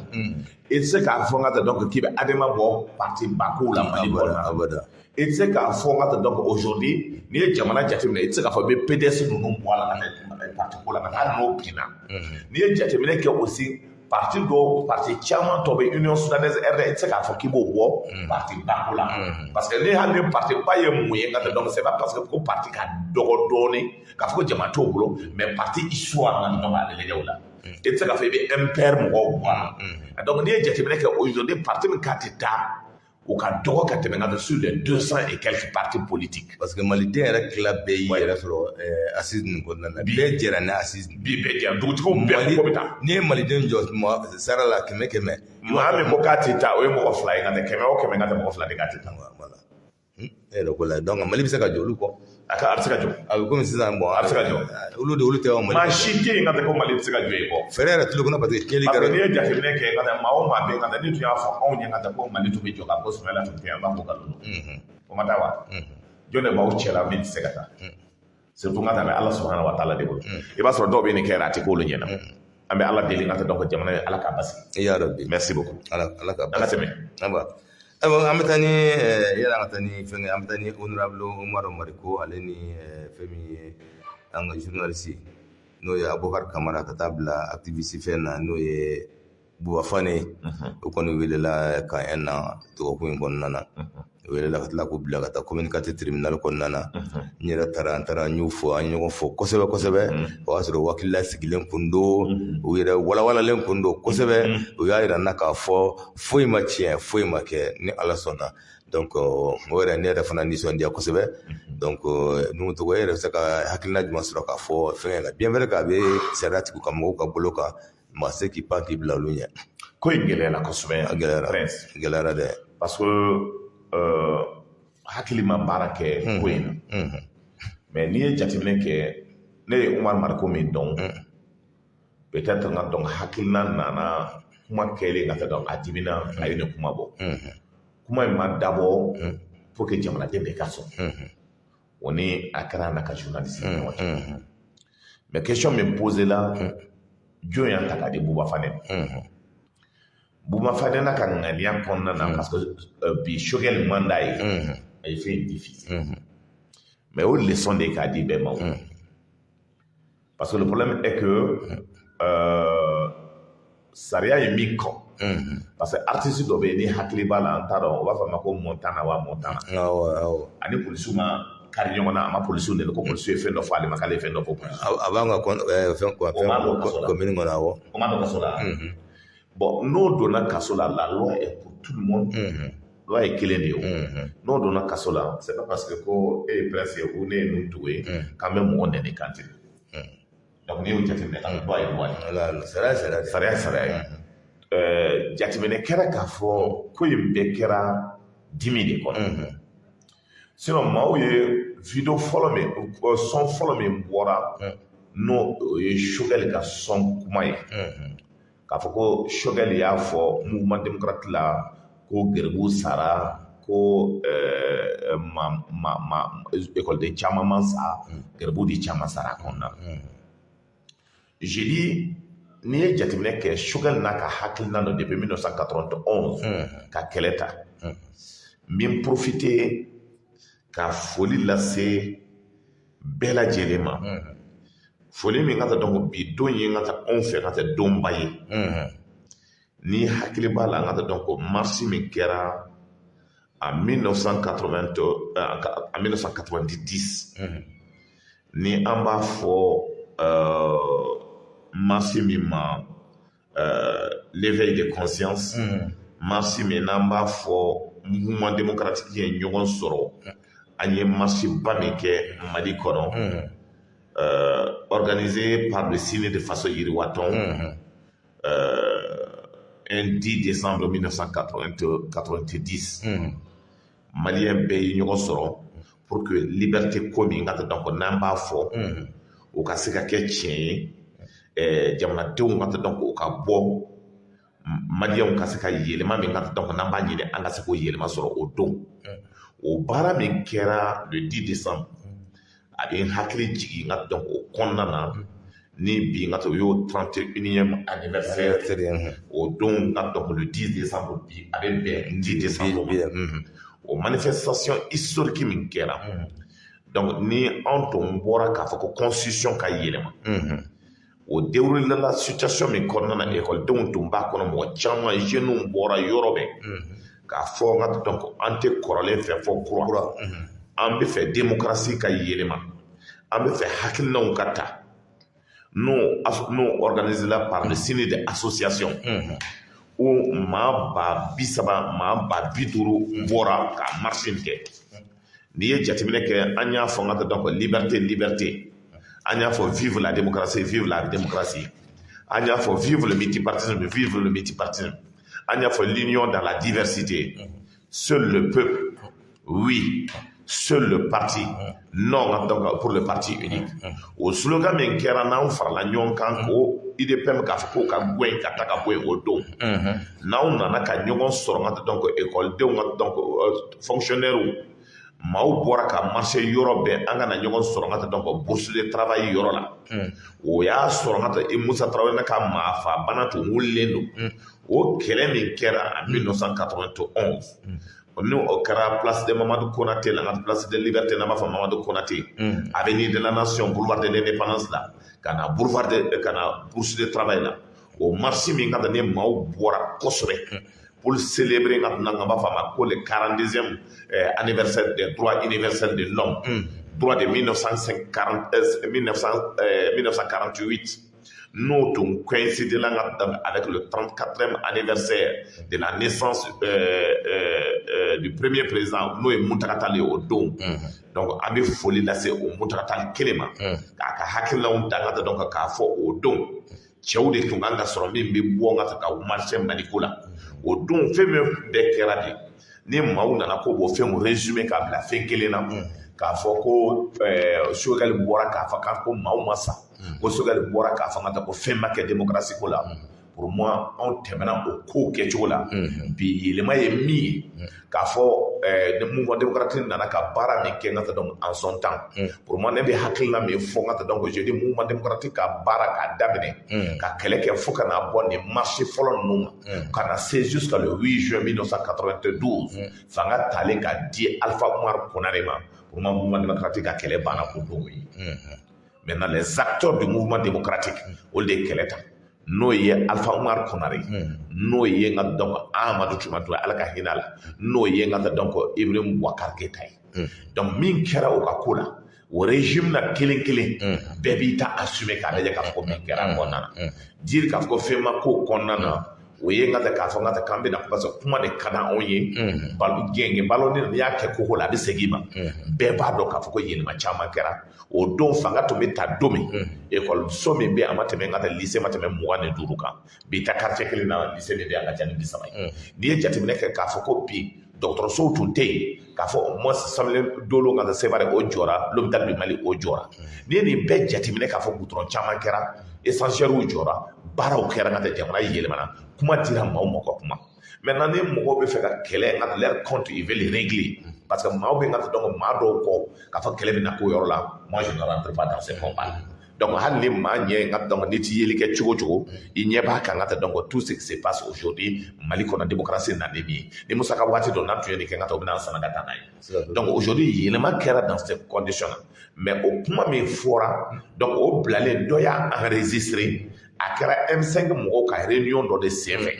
o kɔnɔna na parce que o y'a sɔrɔ maaw tun bɛ Diko lagosi la Choguel ye maaw fara ɲɔgɔn kan o kɔnɔna na denmisɛnnin dɔw y'a enregistré k'a bɔ n ka taa k'o bila Facebook kɔnɔna na donc o ko min kɛlen ka taa Umaru y'o de ye n ka taa kumana o de kan a dimina bɛɛ a kumana nɛni kɛra a ko la e ka taa donc sariya bɛ nɛni kɔ maa fɔlɔ min ye n ka taa donc a bila Facebook kan a kɛra Buba Fane o taara Buba Fane minɛ ko a fɔra ko Kamara y'a di o ye Kamara minɛ o ye Umaru Mariko minɛ mais n bɛ Umaru min dɔn n b'a dɔn ka taa Umaru n'est pas kuma kɔnɔna na ka taa donc a kɛra cogo cogo Umaru reconnaît souvent ses torts des fois maintenant n hakili a ye excuse présenter mais maa min bɛ fɛ k'a fɔ ko bɛ Umaru ka kɛlɛ kɛ n ka taa ka Umaru ka ko yɛrɛ tɔ gɛlɛya c'est que olu n ka taa o tɛ Umaru ko kɛlɛ la o b'o yɛrɛ ka kɛlɛ de la mais n'i ye maa min ye a ɲɛmaya la bi an bɛ kɛlɛ min kɛra n ka taa donc n bɛ min fɔra k'a fɔ anw bɔra ko maaw sara 1991 anw min bɛ taa marche la ka taa donc le 22 vendredi noir ka taa n'an bɛ marche ka bɔ Gabriel Tour la ka taa sudonyɔrɔ la n'an b'a fɔ ko carré de Martyrs o cɛla jeune jumɛn de bɛ yen o cɛla a ye mɔgɔ kɔrɔ jumɛn de bɛ yen min bɛ marche la ka taa o bi parce que dɔw borila binna ka bɔ fanga la don min an b'o kɛlɛ kɛ ka sɔrɔ olu tun tɛ Bamako caman yɛrɛ tun bɛ yen o bɛ Burusi kɔnɔna na an y'o kɛlɛ kɛ ka gagner bi ne ko mɔgɔw ma kan k'a fɔ ko bɛ su ninnu n'o ye carré de Martyrs ye k'a fɔ ko b'an ka martyrs de kɛ u ka kɛlɛkɛfɛn ye k'u ka nafa sɔrɔ a kɔnɔna na or martyrs dalen bɛ ka sɔrɔ su laban donnen ne ninnu togo de y'a ta ka tɛ k'a don an nalen ka tɛ donc o fankelen jara donc an y'a don parti politique mɔgɔ tun tɛ yen o don bi parce que pour des raisons politiques parce que Choguel bɛ yen ni n y'o de fɔ ko n'i y'a ye ko Choguel nana fanga la bi an bɛ yɔrɔ min an mouvement démocratique an kan k'an yɛrɛ ɲininka anw ye baara jumɛn de kɛ pour que Choguel na tila ni baara tun kɛra est ce que Choguel bɛ na bi est ce que anw ka mɔgɔw yɛrɛ de ma Choguel accompagner wa o kɔnɔna na pourquoi on veut régler des comptes parce que jamana ko don moi je ne suis pas dans ces combats inutiles ne bɛ combat min na mon peuple souffre ne bɛ combat min na Bakas on tue tous les jours n bɛ combat min na a Ɲono on brûle tous les jours n bɛ combat min na a Bandiagara on tue tous les jours ne bɛ tɛ ka bɔ n bolo cogo di n mago bɛ maa la danbe bɛ min na hɔrɔnya bɛ min na min bɛ se ka kuma ka jɔ n ka tɛ dɔn maliyɛn tɔgɔ la n mago tɛ mɔgɔ la min b'a fɔ ko parce que ko nin bɛ nin bɛ tan mais aujourd'hui ka taa Choguel ye min kɛ devant les Nations Unies i bɛ se ka fɔ a ko man di ye o cɛla cɛ jumɛn de bɛ yen ka tɛmɛ min bɛ se ka kɛ donc i bɛ se ka fɔ k'a ko man di ye n ko tun bɛ yen a kun bɛ yen a ye livre min sɛbɛn Maliko la jɔn sera ka jɔ courage la k'a sɛbɛn a ye kɛlɛ min kɛ M5 la M5 mɔgɔ bɛɛ tun découragé don k'a fɔ ko kɛlɛ tun banna a tun bɛ réunion kɛ o mɔgɔ 3 mɔgɔ 4 mais n'o ko nana ka tɛmɛ a bɛ ɲɛmaya la dɔw tɛ Maliko la dɛ an tɛ Choguel de fɛ an tɛ Choguel de fɛ an tɛ Choguel de fɛ donc ni ko nana k'a fɔ an tɛ mɔgɔ de fɛ ne tɛ don mɔgɔ fɛ kɛlɛ la mɔgɔ fɛ donc pour moi c'est un problème du Mali les gens sont libres de dire ce qu'ils veulent parce que ne y'a fɔ maliyɛnw ye a tɛ des fois mɔgɔw tɛ mɔgɔw ka kuma mɛn k'a fɔ Ibrahim Boubacar Keita man ɲi yan a kana ta radio na partout n'a y'a ta an bɛ joli fɔlɔ o n'o ye kɛlɛ bi aw bɛ fɛ ko ne kana tugu aw kɔ parce que aw binna aw ka dunta tɛ sɔrɔ la aw tɔw jala a tɛ climatiseur kɔnɔ sɛgɛn min k'aw fa hali aw ɲɛda fɔlɔ aw tun plongé la k'a kɛ i n'a fɔ k'a tɛ dɔn k'a ye n t'a dɔn i b'a fɔ ko aw tun bɛ tomate baara de kɔnɔna na bi sɛgɛn min k'aw fa n'a tɛ dɔn f'a ka kurusi bɛ yɔrɔgo yɔrɔ ko aw bɛna aw ka martyrs de ta k'u kɛ kɛlɛ ye ko tɛ don kɛlɛ o de ye wo ni caya quoi tɛ don kɛlɛ la o ne bɛ don kɛlɛ min na martyrs sara min nɔfɛ o bɛ se ka ɲɛnabɔ cogo martyrs sara min nɔfɛ o bɛ ɲini k'aw ɲɛnabɔ cogo Moussa condamne donc Moussa Traoré b'a ka salle condamne donc avec le mouvement démocratique la majorité du mouvement démocratique Moussa y'a fait que il y'a fait Moussa Traoré que c'était républicain donc la kuma encore qu'un mec kaso la bi Omar Mariko ou coup d'état que Amadou Toumatoula mouvement démocratique ou donc quand quoi coup d'état est-ce qu'il n'est pas parti contre les principes est-ce qu'il n'est pas parti contre les morts d'après les principes mais on a tien faux on a fra mokola on a fra parce que là à la banni les gars tien toi Muhammad papa c'est ça tien toi Muhammad n'était Allah voilà il est islamé ou islamique on a que à travers mon nyekoro kabe mi fo après kabe pe wora fo coup d'état l'angolo mi kera en 2012 au de jamana plongé de Paul Hali et au don korke Omar ko fora ka fa mali be ko le coup d'état malo tum garande ko tikuma fa fo lara maintenant kanto moi c'est pas la peine on ani Amadou Toumatouré kuma ne do fembe ke ngata pour ko kuma Omar kan le korke décédé la do sala su do ngake ayo ne wole ne atité de ngata ko famille passé ñoma pour que kele ka sala alhamdulillah donc ne ti Omar contre là Omar ba de contact contre là mais mido force doit être à la loi ni même kan ka ke mais mali ka problème est mi fo na kuma nan tla la ngata donc o betla ka ñere betla ka a vidéo akachi Omar yere ka lame parce que mido ko betla ka ta fait wala fo ngata midi parce que mido maliko là personne n'est au-dessus de la loi mais je pense que Omar même pas donc c'est que abbé a clémence demandé pour que anga bon école ça n'honore personne d'envoyer Omar Mariko en prison donc aujourd'hui mais mido mi kera pourquoi ngata ne kera hakilna ye muyi donc nansra ko gérer avec bon Mariko la mo ko fait aujourd'hui do ka fanga bina si je vois ndone Amadou comment il s'appelle Goïta Nono ko de ñefe ta déclaration que ni nya ya be jeune do yala ngato le déclaration hier ils étaient avec la gente hier ils étaient donc avec Olep Toumé Barakela pour que fanga ka sakati aujourd'hui fanga milena ola il veut régler des comptes à comment il s'appelle à la gente et ils veulent régler des comptes à Choguel qui a compte réglé mais on vous donnera pas Choguel on ne vous donnera pas la gente mais mindo en termes de mouvement démocratique nous le faut au tchela machine c'est comment on sait comment yoromi parce que nous avons été acteurs moi j'ai été acteur il y a 5 ans de Kenya dans le bureau de coordination de l'AIM AIM mochi ni opériberté tengat donc opériberté aussi noté ma marque dans ça donc on dirait maliko comment faire j'ai été dans tous les rendez-vous de l'histoire de notre pays en 1991 acteur du mouvement démocratique n'était abana secrétaire à la communication du mouvement M5, responsable du M5, ne réussira pas mourir. Donc j'étais au rendez-vous de l'histoire. Et une chose est sûre, on ne laissera pas le Mali tanguer pour des intérêts personnels et individuels. Nimi Kabake, on se réunit. Donc voici ce que je peux dire concernant ce qui se passe. Mais c'est regrettable que Mali a séné. Donc on a dit on a gueulé à la tout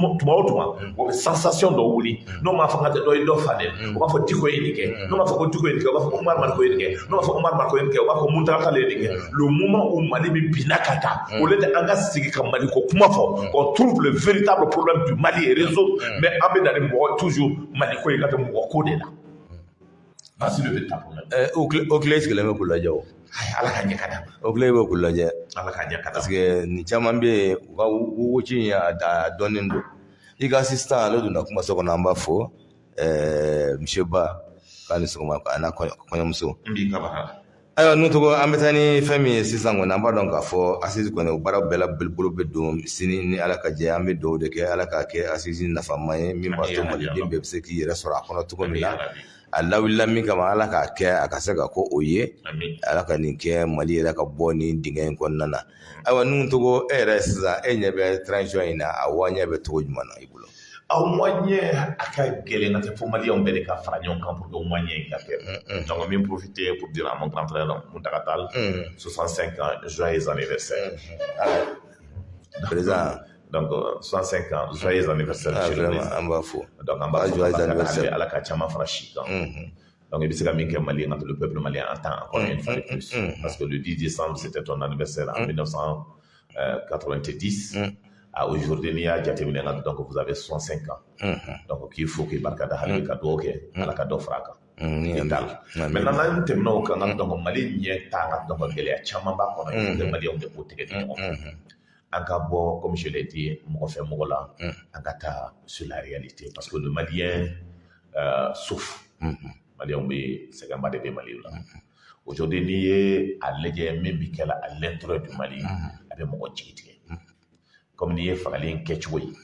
il y a Adamadeau Fakachway, il y a Moka, Machino Genitoy, il y a Yangata donc Mobe Sénémi Kafo, 2 minutes sur le café, Bakanti sur le tourné. Gouvernement a donc gagné qu'on a gouvernement décision pour avoir état. Donc, on n'a pas fait arrêté interministériel de Tala, Tleflaina, pour que la décision de l'arrêté interministériel au Barra Munake, donc, Soumanaka Gabo Mali. Donc, l'arrêté numéro 51-26 du 6 décembre 2021, à Foko désormais, coton graine, noyé, année Tourtou, Malo, Nyon, Sorgo. Ko nous permettre donc à suspendre nous dans le Mali décision tara parce que mi do maubina boni mumli kana bo Burkina ka boni a besa lo kota na a besa lo kana ko bin kan yere fa surtout comme c'est da were ko bina da toi andala sanu ka dat ko andala décision ta pour que anga malo kana bo donc c'est interdit désormais à yille do douanier fait à yille do mata donc force des autorités maliennes fait à yille do direction nationale de concurrence fait à disposition ta malo kana bo mata da tayo shit désormais pour que akasaka gérer mali konna donc hale baka on mata donc le manga bo parce que mi do jati mine kera ka fo baka mana bala baka obe baka parce que nina baka ko ma fala mais marabe kala baka wona kana bo mata disposition métal parce que nous makina de baka mi chouena ka table na donc pour Côte d'Ivoire famé baka on be chouena ka table Mauritanie fait ngata presque baka on be bora ka ba o de surtout au Guinée en boulé donc disposition bébé tala avec hakil na ñe mba to jamana se ka do ni bet se ka ke ni malion ma kuma c'est pour cela j'ai dit il faut aimer son pays fierté que les membres mbolo mata donc ala ka hina amadou tumata ako retrouvons ce que nos unis c'est le Mali Mali de en blagnons kan Mali sababia de la ngata ambesi ka kuma o konnana donc le Mali appartient à tout le monde ça veut dire qu'à fond ngata ko tier de Bankas tier de Ségou tier de Nyono Mali est bien détaillé ngata tout Malien donc est libre de circuler sur l'étendue du territoire national ni baram bébé kela aussi hakilnant tado ngata donc pour que jamana ka se ka bo gele akonnana mais idama do clé konnana donc parce que déjà assise rencontre bena ke CEDEAO yoro la comme idama se yoro ni na comme ko Mali be bo choko ngata donc ambata o konnana Mali be bo choko ngata parce que déjà clé frère donc le gouvernement a envoyé le ministre des Affaires étrangères kata Ghana kata aussi donc Nigeria pays anglophone nous mais les décisions nous ta choko de mais bela mo tour des décisions ta les CEDEAO mo ta ngata ko mo tan ande koy mais c'est la famille ko président tour de ta décision ta contre le Mali donc en fait donc qu'il y a normalement il y a un problème de quorum donc quorum atteint donc au Mali ngata délégation blacata aussi kata hakilon ta fo ngata kata fo président Ghana y ngata donc ka fo le 30 né à la son ngata janvier le plus tard rapport est déposé au 30 janvier plus tard chronogramme bi tout ngata donc pour de Mali kanga bo ngata kele ya ko ngata ko be se ka fo mais on va ñini ngata donc no fait ngata ka fo do ya fa ko délique côté parce que les jamana be bi ni ko ngata ko jamana be bi Mali be bi ngata be bi en beri parce que ibala ifa bala ibabala ni ko ngata ko de to be wuli ngata wuli na en beri donc kon na aujourd'hui be bi ngata ya ñuma de do so fo men ti jamana de halalay parce que ka ma wara ngata donc de ma on chele on te ke on fait mais on ka jamana de halala be kan ka min ke ka fo ngata ko jamana kan ga ke jamana mi ngata donc anga saka here sura akonnana ka patience sura akonnana jamana ka saka ke ngata ma uba saka balo akonnana halaya mi de be konnana donc au baram bi ke la ngata donc maintenant a fait be ke pour que embargo kan saka bien encore au barao de bi mais une chose est sûre même bala ka fo kanga tu na sarawo même ko kanga tu nye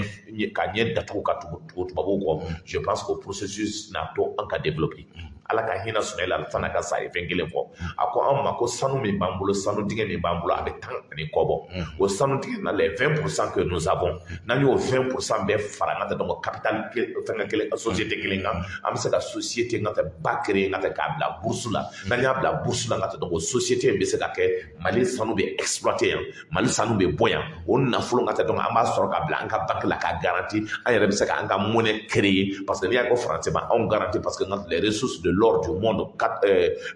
ils sont 4e mondial parce que sanu boro kelen to bolo o bo so ngata ba so na Afrique donc nanya nga sanu bo ko nana baro se ka ke hakino se ka ke ka nga Sénégal fe no ngata donc ko développer Sénégal ka o nga malo anga tomatu ka bo nya ira maula ka fo tomati be Sénégal ko mi na ira ngola ko fraise be Sénégal ko du pour que ma ko ne be famia ka fo ne baro be se ka ke jamana ko nana ko ka hakino ta ngata donc ne mali be se ka développer ko ba ne on na politique là donc aujourd'hui pour nous au niveau de l'USR, au niveau de notre parti politique, Hakilna Membe, c'est les calors de ce qu'a dit, mais Anga Mao Taraka Kalaka Kofala. Aujourd'hui, président guinéen fou, ni Hakilna, Bingata donc Ambioro, tous les gens qu'ils ont, même les Kofala qui ont une certaine connaissance du monde, Ayo Beta, la banque centrale guinéenne, même Binomena. Mbranke do ngata sabade ndemuso do de chie do ngata donc de nomena Guinée otume France ngata donc abe baraka ngata donc ataraka nommé ni jatumile ke de be konna hakilna mi konna do hakilna mi bomuna les intellectuels maliens qui sont à l'extérieur ni jatumile ke ngata ben sakana interke do be ne aller école ke ñoo fait aujourd'hui aller ngata donc ko konaté avec Maroc araba donc Mali ga de femme ba be ngata donc aka numéro de téléphone bo bolo cœur ko la ni cœur ka ga opérer aller be cœur ta ga bo machine cœur ta ga bo bâtiment comme la machine quand avec cœur opérer ngata donc il est né ngata donc à Sokoura donc à Massakana donc à quelques kilomètres de Sokoura ngata donc vers le Burkina Faso Burkina Faso qui fait ngata donc Sokoura mais Bakas Marala donc aujourd'hui Maroc a be ngata donc roi ngata donc tous les gens au Maroc bébé pour aller donc sur le plan international cœur ko la na mi fo ngata wodo donc on mo sia do ba on sur le plan international donc hal na le tourne dans la Mali ko ngata donc ni baraka yoro do ba bolo jamna to be ngata o le de anga mo ko to troquer Maroc ko be fraquer ya donc parce que en gros hakilina mi ngata pour que Mali ka bo ko nana donc mi ma figi aywa num togo o jaranye cousin ko kabi fo Alkasum Maïga monsieur le maire kabi fo anyada ko foli way ko question du Malien mais bo flata pour que c'est quoi question mbulo ka poser num togo kun mo fla Ali Cissé Ali Cissé nga foli ba mala be folo très bien aywa awo be sera duma 20 29 74 78 radio et fréquence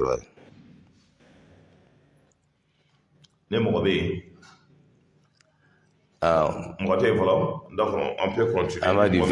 20 29 74 78 ni mami mba feka ningali tengo no togola ne watila aywa ko mi France abina banko amina laja allo assalamu alaikum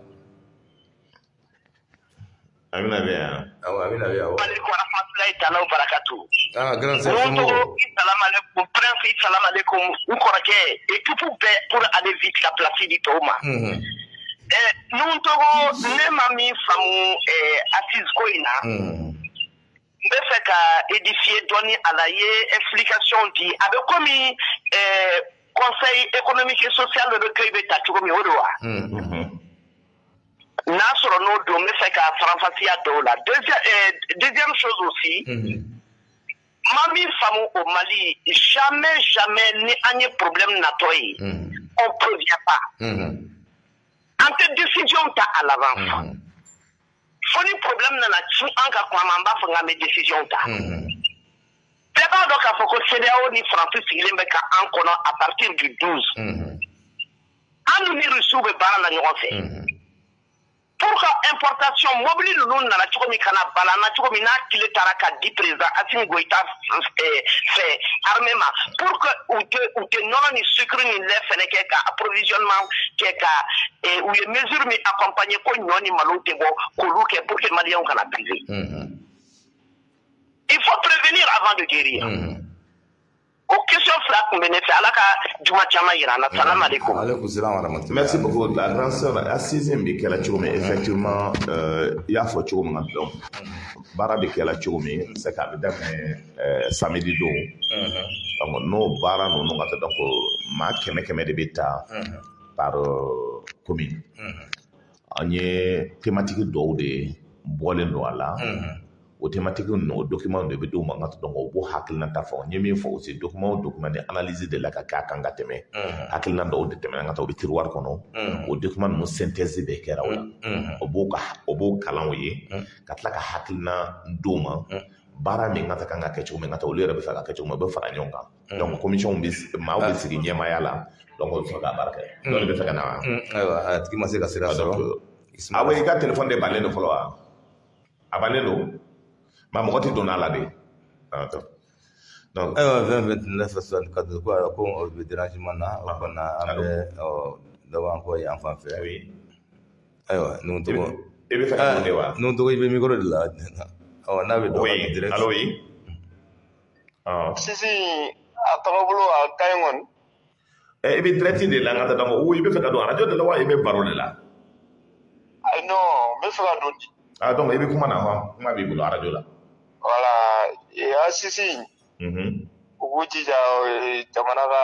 sen sɔrɔ nin na dɛ sinon Mali sɛgɛnna quoi wallahi o de tun bɛ ne fɛ k'a fɔ merci an b'i fo Ismaila Fane ale b'an kɔ allo salamu aleykum bonjour Ismaila Fane a tulo b'i la kosɛbɛ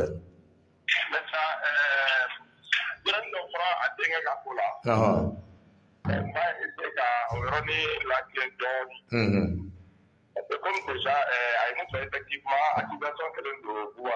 ka yira k'a fɔ k'ale de bureau publié mais Bouba ka fɛn na bureau mun fɔra k'a y'a publié donc a ka audition yɛrɛ la depuis ka hɛn yɛrɛ la donc a y'a yira k'a fɔ audition ale m'a ye de y'a siɲɛ fɔlɔ ye k'a ye a t'ale ka page ta o k'a ka page bɛɛ vérifié o t'a la maintenant min bilala ka page sanfɛ n'a ye o tigi ka bɔ ka page sanfɛ o y'a ye yɔrɔ min na Umar Margouni Senghor Tagi bɛ kuma la en français mais bamanankan mun ni nin kɛra a la o t'a ka page sanfɛ o bɛ se ka taa ka page bɛɛ lajɛ o tɛ a yɛrɛ k'o ye o kɛra ka hɛn kɔnɔna de ye a y'o fɔ gendarmew ye et que Margouni y'a jira de a plus b a tɛ bɔ a dɔn bi a tɛ bɔ a dɔn sini contexte tout cɛ bon comme affaire bɛ en cours u bɛ fɛ ka don a fɛn bɛɛ kɔrɔ awɔ enquête bɛ sen na déjà mais n bɛ n fa fo kosɛbɛ parce que a ye kan caman da Bouba ye ala ko tiɲɛ Bouba tɛ n'a fɔ a den de b'a ka problème dɔ in na yɛrɛ kuma caman mun fɔ donc ne tɛ se ka foyi fɔ a ye foli kɔ ala sɔnna n'a fɛ fɛnɛ ni masaya a bɛ se ka fɛn fɛn kɛ Bouba ko la a k'o kɛ Bouba ko la cogo min na vraiment a bɛ se ka bɔ nin si bɛɛ kan ala sɔnna inchallah foli b'a ye merci beaucoup Fane i b'a dɔn min dɔ Fane kama an y'an da don Bouba ko la kosɛbɛ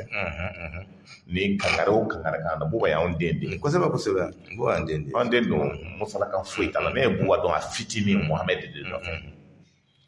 bon n kumana fɛ ka dɛsɛ ka fɛn bɛɛ kɛ denmisɛnninw tɛ fɛn kɛ n'i yɛrɛ a kɔrɔkɛ a sɛgɛla a nɔfɛ fɛn bɛɛ Invité Prezi ni Prezi nga foli b'aw ye a diyara n ye n b'aw bɛɛ fo sigikafɔba min bɛ yen nin n bɛna min f'i ye an ka taa parce que ni mɔgɔ n'a ma sigi ka kuma a tɛ ɲɔgɔn faamu ayi mais ni min ko k'a tɛ sigi ka fɔ a kɛra i bɛ k'a ka terrain ko de ye an ka taa min mana ko a la n'a bɛ don a la a ka don a la n'a tɛ don a la anw bɛ taa parce que an ka jamana nin kɛlɛ n'an ma sigi ka kuma bilahi an tɛ ɲɔgɔn faamu an tɛ ɲɔgɔn faamu dɛ an mana taa mɔgɔ mɔgɔ min wele ka na ni tant que ni maliyɛnw dama de ma sigi ka kuma k'a daminɛ duguma fo sanfɛ bilahi an tɛ se ka ɲɔgɔn faamu parce que an kan n'an sigira kuma an bɛ ɲɔgɔn ka bana dɔn bon n'an ma sigi ka kuma foyi tɛ ɲɛnabɔ minnu bɛ fɔ ko la nin ye o tɛ foyi nɔfɛ ni fɛngɛ tɛ ni min tɛ se ka taa dɔrɔn a k'i to yen an bɛ taa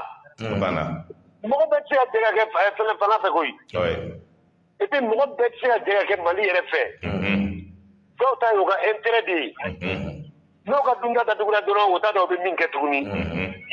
donc an ka taa Ala k'a ɲɛ k'a d'an ma. Merci beaucoup.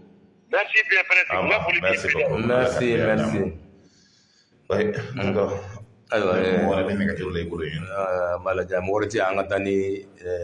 ɲininkali allo n'an ka ouais salamu alaikum kuma b'i bolo vie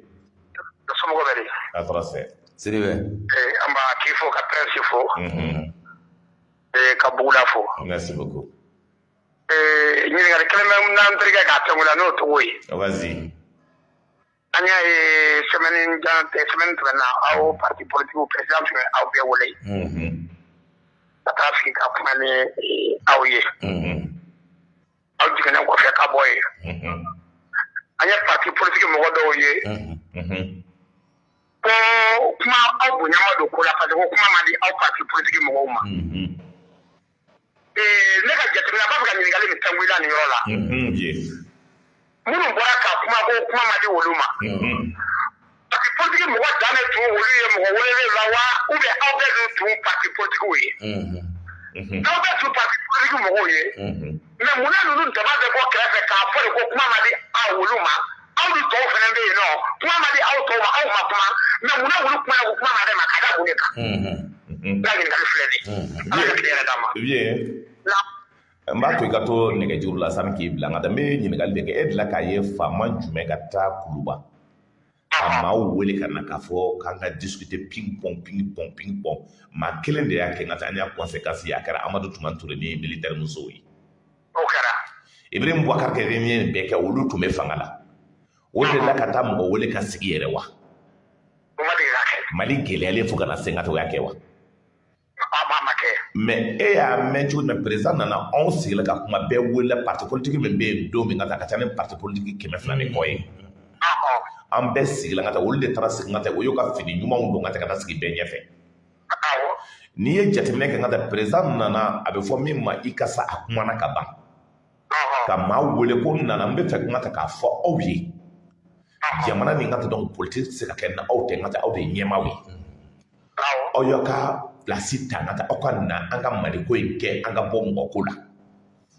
min bɛ tɛmɛ aw ni ɲɔgɔn cɛ o tɛ ne ɲɛ sira la ne ta ye mali ko di aw ye na a kan ka an ka sigi ka kuma mali tɛ se ka kɛ ni politique mɔgɔ de ye mais n bɛ min ɲini aw fɛ hakilina min bɛ bɔ a bolo yecogo min bɛ bɔ a bolo assise min bi kɛ aw ye taa sigi yen n'aw bɛnna min kan technique min b'a bolo hakilina kuma kura min b'aw bolo hali n'a ko a bɛ assise tɔgɔ changer aw ye taa bɛn a kɔnɔna na n'aw bɛnna min kan n'aw bɔra ni min ye ka donc ne b'o de ko la n ye maa 100 ta k'a d'aw ma o maa 100 nka n y'a fɔ danbo b'o la hɔrɔnya b'o la halala o o kana tugu ne kɔ n ka tɛmɛ o ka tugu mali kɔ n ka tɛmɛ mali ye min fɔ an k'a kɛ ten kuma kɛlɛ an tilala bɛɛ fora an ye foto ta ka taa mais fanga binna maa min bolo o de ko kuma ma d'o ma o de la ka kuma ta ka taa donc o de la ka kuma di maa ma wa donc n tun bɛ fɛ i tun b'o de mɛn pour que ka se ka hakilina sɔrɔ n ka taa vie min don ka taa pour que mɔgɔ ka se k'a faamuya a ko la merci beaucoup oui allez-y ale tun ye mɔgɔ laban ye an tun ye mɔgɔ laban ye nka parce que comme heure yɛrɛ sera ka ban bi an na sansi sɔrɔ n ka tɛ donc ka continuer ni débat ye an bɛ balakaw fo bon mɔgɔ wɛrɛ fɛ ka don mais n ka donc heure sera an bɛ bɛɛ fo ka bɛɛ barika da donc balakaw fo